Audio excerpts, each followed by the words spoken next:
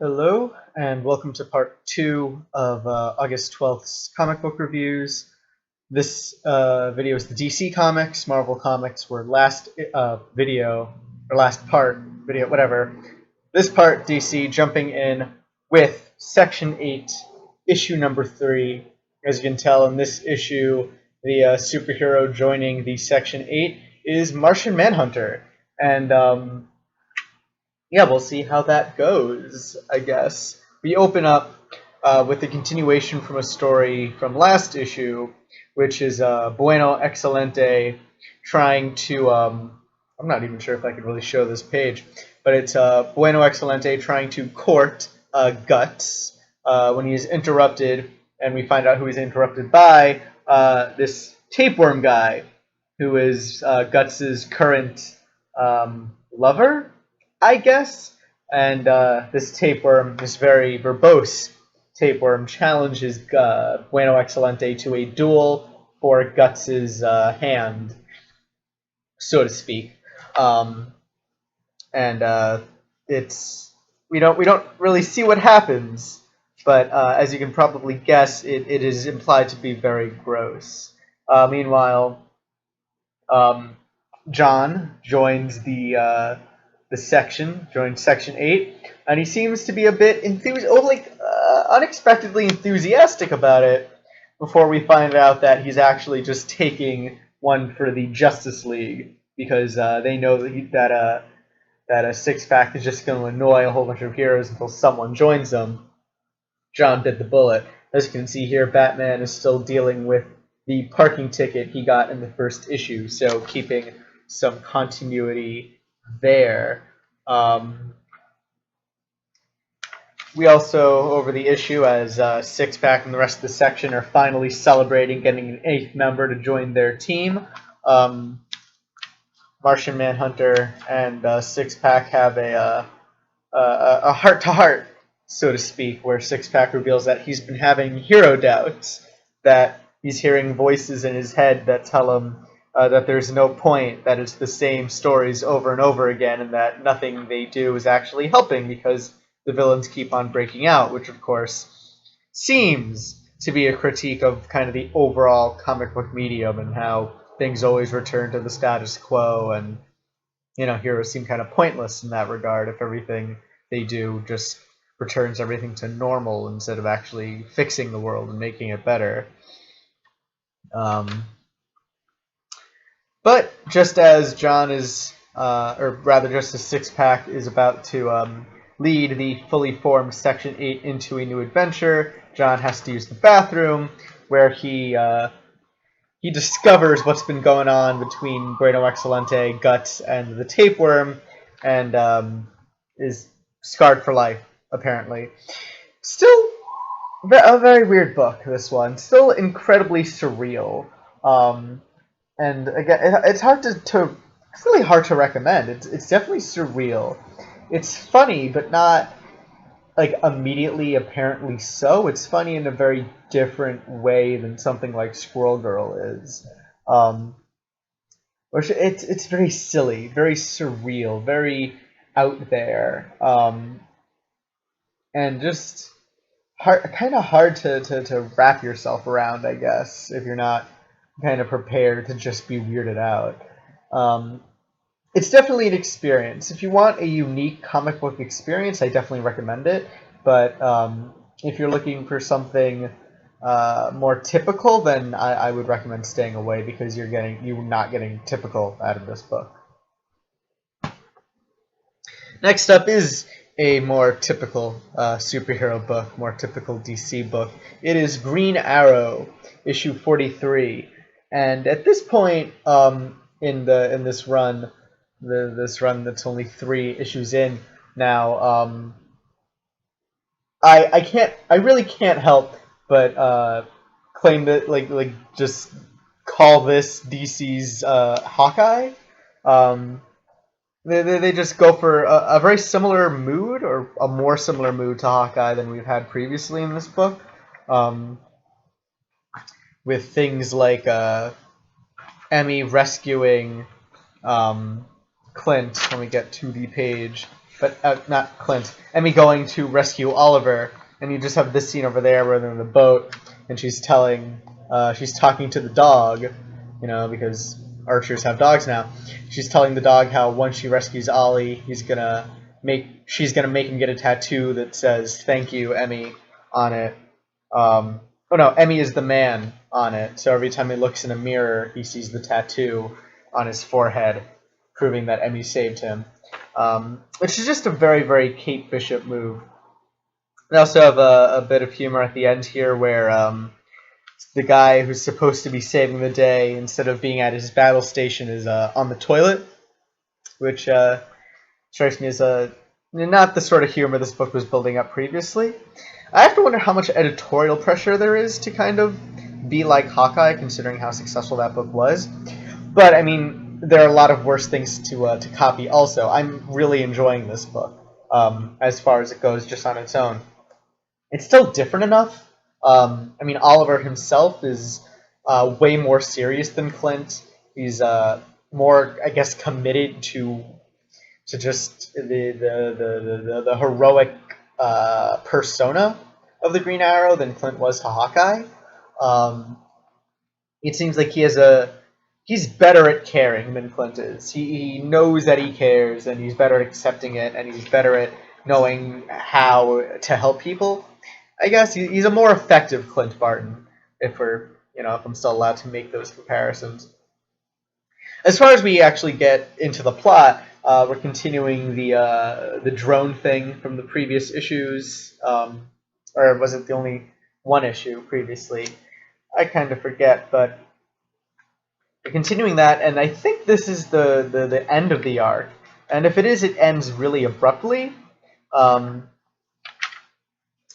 We have Oliver in the beginning still kidnapped by Zim, who reveals himself to be just an awful person who wants to use the drones to cull about 1/10 of the population because that's what's happened in the past. We've always had a disease or something that wipes out 1/10 of the planet, but now because of science, nobody's dying, and so he has to kill all the people in order to weed out weak people or whatever.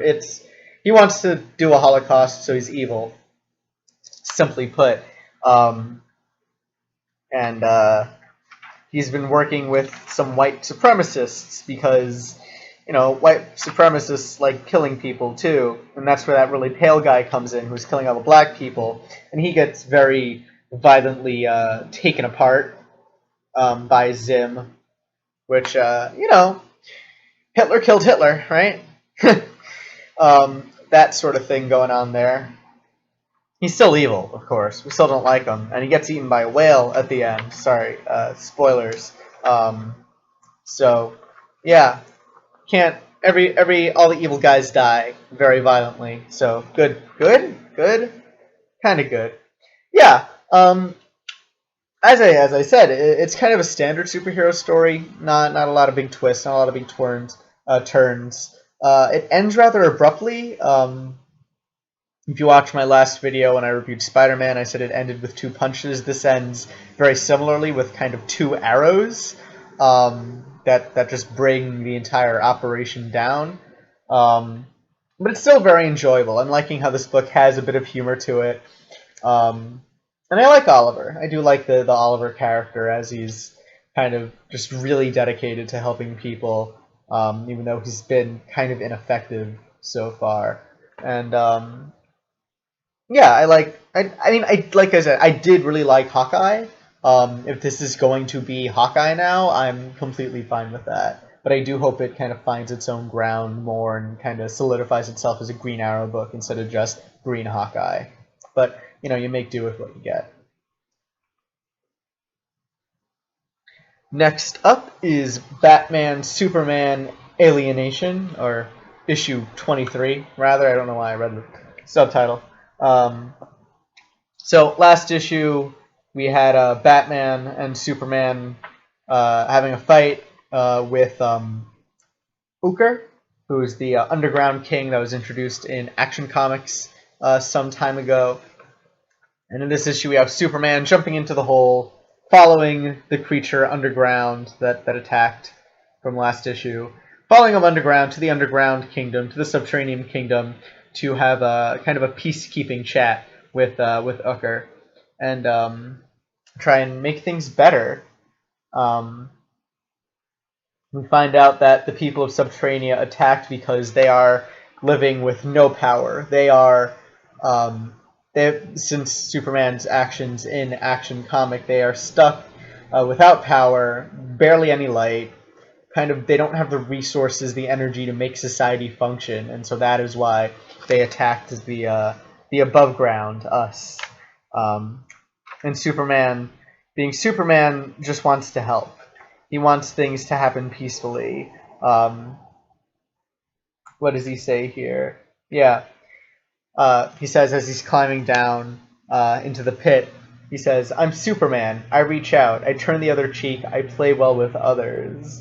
And he's considering calling for Wonder Woman, calling from other heroes to help him, but he's worried that they're not going to do things his way. That they're gonna, there's some jobs that only Superman can do, and he's the peacekeeper. That's his job. And then we see here, even as he's infiltrating, even as he's trying to prevent a war, he takes time to protect the little people, so to speak. He saves this kid from being wrong page. He saves the kid from being ran over by the stampede, and he later even he discovers that there's a small tribe of escaped criminals living down here with the Subterraneans, and he helps them do farm work. Even though he's doing this really important peacekeeping mission, he takes time out to literally move shit. He picks up shit and throws it on a fire to make fire for these people who are desperately living underground, because that's what Superman does. He helps out. He's the best of us. He helps out wherever he can, whenever he can, even if he has other things to do, because everything's important to him. Everything's equally important. If there is someone who needs help, he will help them, even if he's at 1/100th of his power or whatever. So, I mean, if you've been watching this videos long enough, you know how much of a sucker I am for nice guys, for just like Superman doing the right thing no matter what. So this book was obviously very effective on me, and I liked seeing Superman just being Superman. Meanwhile, this is also a Batman book, and so we have Gordon, the new Batman, kind of investigating Superman, still deciding whether or not he can trust him.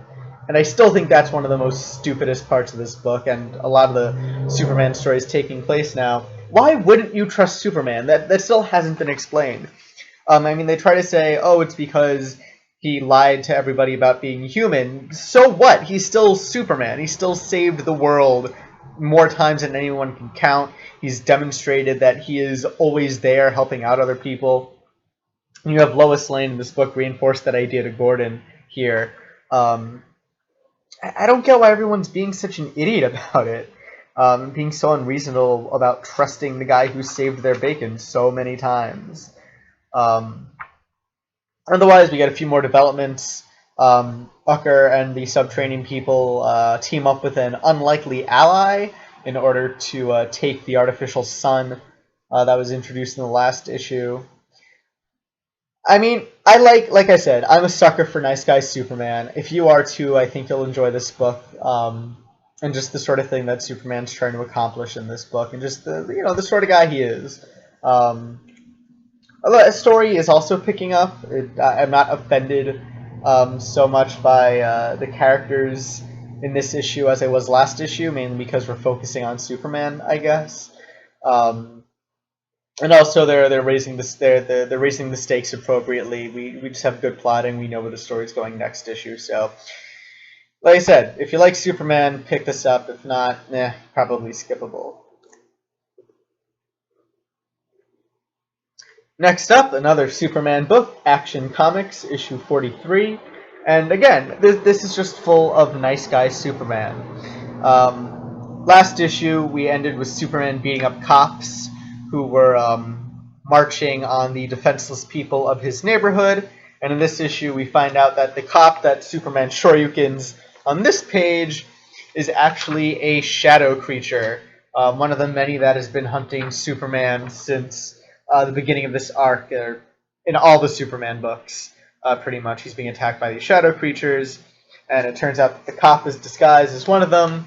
So even though Superman feels like he might have gone too far in punching a cop, he's saved, and he admits that he's saved by the fact that the cop was a really evil shadow creature all along, and so he's justified in his actions. And of course, now that all the cops see the person who's been leading them, they decide to join in and help Superman defeat the Shadow Monster. So the cops in this world are given a break that they have not been given, or have not really given themselves in the real world, if we're still considering this to be a Ferguson analogy, which I think it very strongly is, and more power to it. We then go back after the battle. We have Superman help out. He gives a part of his cape up in order to bandage Lee here, who I think the book is setting up as a romantic interest. We then take a short trip to Clark's apartment, and we find out it's been vandalized because for some reason people don't like Superman anymore, and I don't know why. It doesn't make any sense to me still.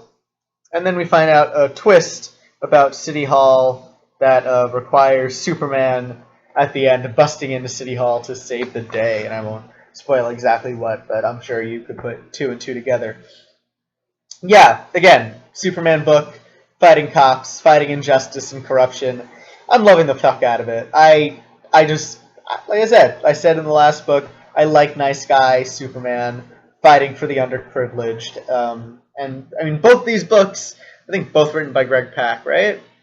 Yeah, both written by Greg Pak, both covering similar things, even have similar covers here. Both about Superman standing up for the disenfranchised, and that's why I like Superman, so I really liked these books. And the last DC book this week is Batman issue 43, where we discover a little bit more about Mr. Bloom here on the cover, and a lot more about Bruce Wayne. In the last issue, Jim Gordon confronted Bruce Wayne asking for help about being Batman, and in this issue, Bruce Wayne says he can't help. And later on in the issue, we discover why. And I'm going to discuss a lot of spoilers here, so if you don't want any spoilers, I recommend just kind of ending the video here, because I'm going to be talking about this book basically until the end of the video. But if you don't care about spoilers, then continue to watch the video. So I'm just going to go through the entire rest of the book now, pretty much. But Superman and Alfred have a short discussion, and Alfred reveals to Superman that Bruce Wayne can't be Batman anymore. That after the end of Endgame, where Bruce and Joker were killed by a cave-in, turns out that Bruce had been revived by the Dionysium that was there, the thing that was keeping Joker alive. Batman was healed fully, but that also means that it healed his brain, it healed his trauma. So Bruce Wayne no longer has that driving force, driving him to become Batman. He's been almost mind-wiped. That those mental scars, just like all the rest of his body, has been healed. So he's happy. He isn't feeling bad about his parents dying anymore. He is effectively over it. And with the brain healing, he's also forgotten all of his training. So he's no longer, as Alfred says to Superman here, he has no combat skills, no detection skills. Every bit of his 15 years of training and experience is gone. And it's not recoverable because they were never there. It's a new brain. So Bruce Wayne is incapable of being Batman now. I mean, of course, they also introduce a way out of this, which is Batman's final invention, a cloning machine. And Alfred here tells Superman that before he died, Batman was working on a way to clone himself, so that there would always be a Bruce Wayne to be Batman in Gotham City. And part of the cloning process involves uploading the clone with all of Batman's memories, all of Batman's training, and all of his trauma to give him that driving force to be Batman. Now, it's not that hard to find, to think, okay, so they have a Bruce Wayne without any of the memories, and they have a machine that can give Bruce Wayne all of his memories back. So, I mean, it's pretty cut and dry, I feel, how they're going to bring back Bruce Wayne as Batman.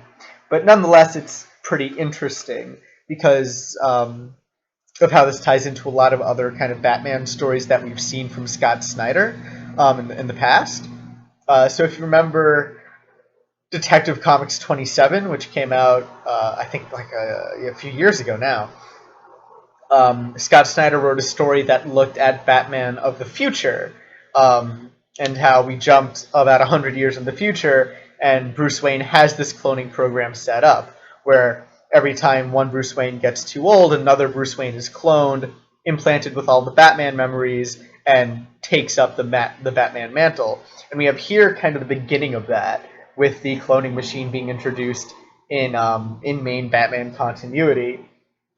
And it seems like what Snyder wants to do, kind of like Frank Miller in a way, or even Grant Morrison, is kind of set up his own pocket continuity within the Batman overall continuity.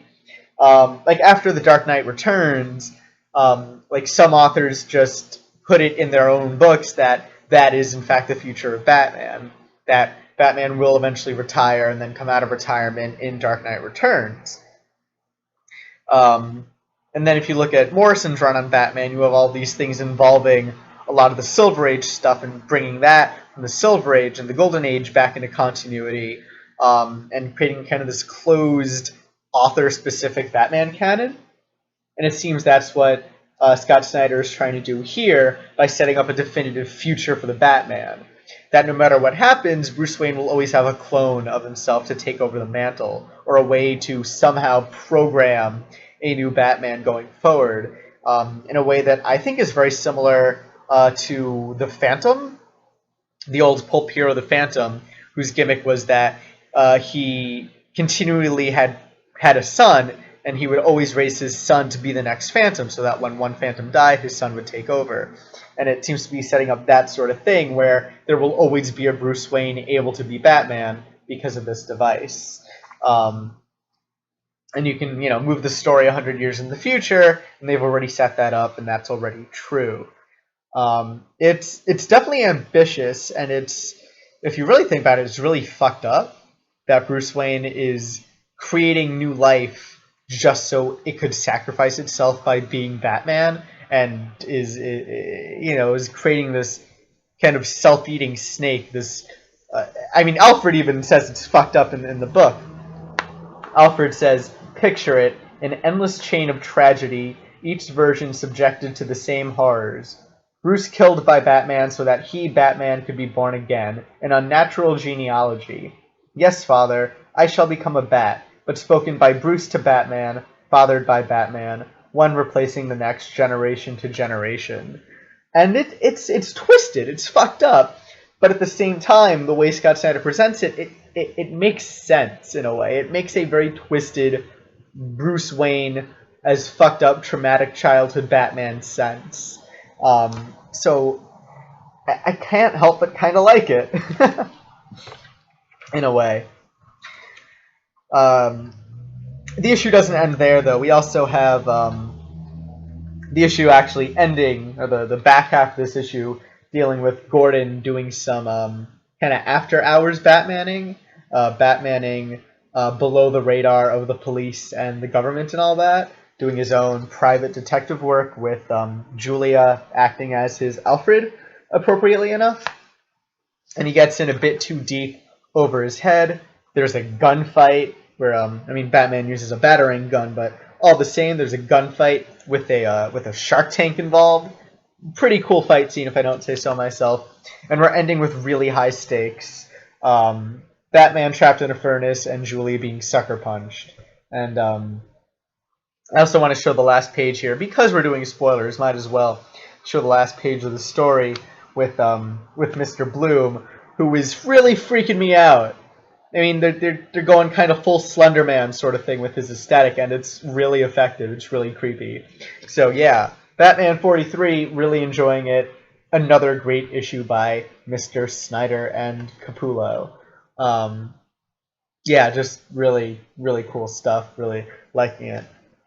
So, if you've made it through all the Batman spoilers and you didn't mind, thank you for watching. If you like this video, give it a thumbs up, subscribe if you feel like it, all that good stuff. Any comments, questions, whatever, please leave them below. I want to talk to you about it and about comic books in general. And so yeah, thank you for watching. Next video is going to be the independent and non-DC Marvel stuff that I picked up this week. 4 more books.